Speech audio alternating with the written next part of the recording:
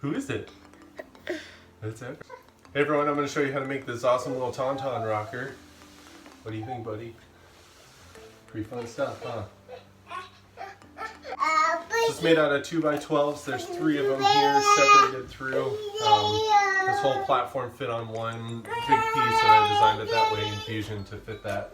The rockers are made out of 2x8s, but I could use a 2x6, and the legs and arms were just scrap pieces of 2x8s that I had laying around. And then the saddle's made out of a 1x6. This project was designed and made in Fusion 360, including both the design and the manufacture for exporting the G code out to the CNC router. So it started off with a profile sketch of everything in there. I probably could have made it a little bit cleaner by breaking it up into different components, but this helped me visualize everything that was on there and get all of my scales right. And then I went through and extruded, you can see the timeline down here, but extruded out the different parts, did a join for like sinking in the legs into the pockets of where they go into the rails there, and then as well as the horns are tilted in at an angle, and then they're given this pocket in here that leaves this nice 1/2 inch radius in here. So this was done with the 3D adaptive carve out, and it worked out really well with an 1/8 inch ball nose. One thing I'd like to figure out on future projects is how to lay out the manufacturing better. So I have this huge timeline bar moving around all of the bodies and components, and creating extra sketches just to map out everything that I need for getting my manufacturing done on here. So starting out here, I started out with a pocket to clear out the hole that the arm dowel would go through. It's better to do a pocket on those things rather than a contour, so that little piece on the inside doesn't go flying around when it's all done. But this is a pretty quick 80 inches per minute. I did 0.08 inches per pass, just to help with clearing the chips. And then right here is doing the texture. It actually broke loose. It looks like bad product usage for the duct tape, but it's actually a really great product for holding things down. Each arm took about 30 minutes, and then this set of legs, I just cut it as a big rectangle in order to do the texture, and it took about an hour and a half to do those. So here's my favorite part of the whole project, was cutting out the horns. So this was a 3D adaptive tool path to cut out that the horns were canted in at about a 10-degree angle into that with a 1/2 inch radius on the inside.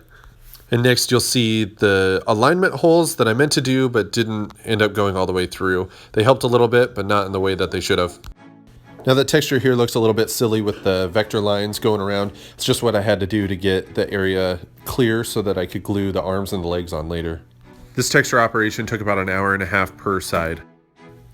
And then finally I cut out the outline of the tauntaun with a 2D contour with a 1/4 inch end mill. This took about 25 minutes per side. Now I had to be careful to only take 0.08 inches per pass instead of like a 0.15 that I could do normally, but it was really clogging up the cut and bogging down on the bit. Next I took it over to my homemade router table with a 3/8 inch round over bit just to break the edges and make the outside nice and smooth. Now here I'm cutting out the 2D pockets for the horizontal slats to sit into the rockers. And again, a simple 2D contour to cut them out. And now another simple 2D pocket for the tauntaun legs to sit into the center slat. Other than the inset horns, this project was pretty simple and could probably be done all on a 2D software. And the next revision will reflect that, and I'll talk about that later in the video. Again, I'm doing another round over bit here and then doing a dry fit just to make sure it all goes together before I start poking screw holes.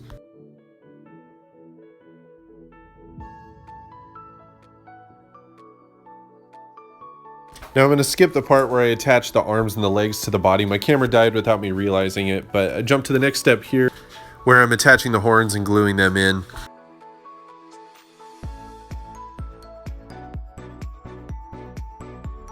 The first horn that I attached, I drilled in the screw and then cracked it wide open. So I had to hop over on the computer and remake a new horn.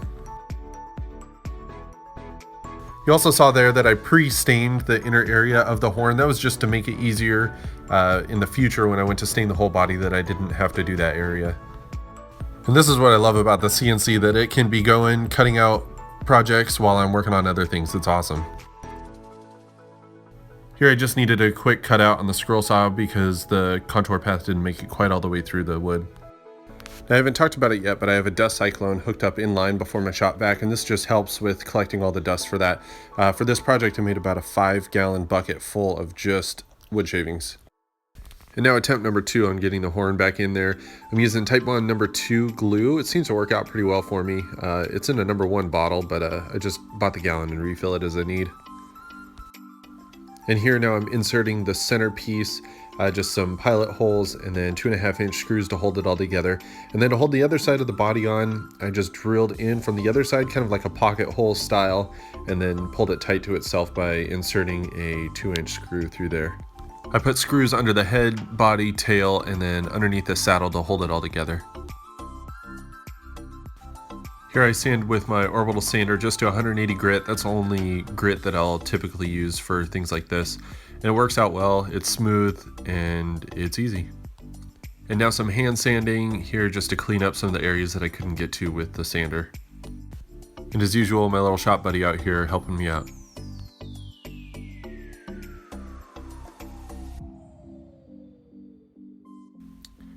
And here I'm drilling out some of the pocket holes with a homemade jig that I made for the Craig Mini. It's a little bit clunky, but it works really well for my setup. And then I pre-drill all the pocket holes with an extra long 3/16 bit, just so the screws don't jack when I'm screwing them all together. And now for the fun part. So I did the base color, a carbon gray, and then I did a whitewash on the outside, and it turned out really nice. And for the horns, the rocker, and the saddle, I used a Kona, so really dark brown. It just looks really nice. I use it on a lot of my projects. So the whitewash, you can get some really cool patterns and results from this. So I take my brush that I used for the stain, I dip it in a little bit of white, and then with a paper towel wipe off most of it until there's just a little bit of residue left on the bristles, and then randomly patch it around. So normally I'd wait a couple of days for all the stain to dry and so I could handle it without gloves, but I just couldn't wait getting it all together because I was so excited. I used some extra long screws to go up through the center slat and through the heel of the tauntaun. Now we're just doing 2 layers of water-based polyacrylic with a light sanding in between each layer. One of the things I didn't show in the video is making the saddle. It kind of came after the fact. I left it at first with just the animal part of it, and then we realized that we really needed, the saddle to kind of tie it all together, the brown with the horns and the brown with the bottom. Did a quick 2D contour cut out of there, mirrored it, did it for the other side, and then I just cut out the center bar with the miter saw, and then just a 1/4-inch round over bit on all the corners to break those edges and make it nice and smooth. I think only some of the lessons learned that I wish that I would have done is that I have on here that the horns stick out. They're tilted in there is how I made it in Fusion. On a 1/2-inch radius round over bit on there. They're not the strongest, I mean they're pretty solid, but that's something that I'm gonna change up in the future. That I'm just gonna inset it all the way in there, as well as I'm gonna inset the legs and the arms. It'll pocket out of profile, probably about a 1/4-inch deep, that they'll sit in there. One of the other big things is that I didn't have alignment pins from the body to the legs or the arms, so that made setting it up and getting it aligned perfectly again really difficult. Another thing that I'm not really sure what I want to do about it, so I made the body 3 2x12s wide, so the total width comes out to 4.5 inches. I'm not sure. I think overall and from the side it looks good, but it could, the head started to get a little bit wide here, proportionally for looking all right. So I'm debating putting a 1x12 in the middle, so that would bring the total width to just under 4 inches. So let me know what you guys think on that. Alright, can you tell them bye? Say thanks for watching. Say bye. Say bye-bye. Say bye, thanks for watching.